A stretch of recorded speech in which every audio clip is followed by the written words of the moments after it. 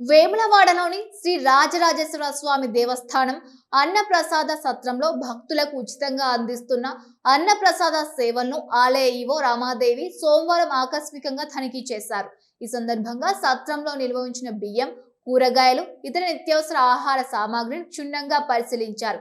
అలాగే వంటశాలను సందర్శించి వంటలకు వినియోగిస్తున్న స్టవ్వులు, వంట పాత్రలు, ఇతర సామాగ్రిని పరిశుభ్రతను తనిఖీ చేశారు.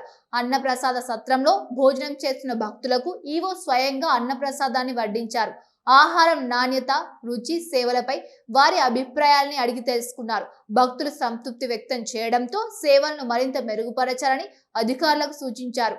అదేవిధంగా పాత్రను శుభ్రం చేసే సిబ్బందితో మాట్లాడి ప్రతి పాత్రను పరిశుభ్రంగా కడగాలని, వంటశాల పరిసరాల్లో ఎల్లప్పుడూ పరిశుభ్రతను పాటించాలని ఆదేశించారు. సత్రంలోని వివిధ విభాగాలను పరిశీలించిన ఈవో అన్నప్రసాద పర్యవేక్షకులు ఒన్నారం భాస్కర్తో పాటు అక్కడ విధులు నిర్వహిస్తున్న సిబ్బందికి పలు సూచనలు చేశారు.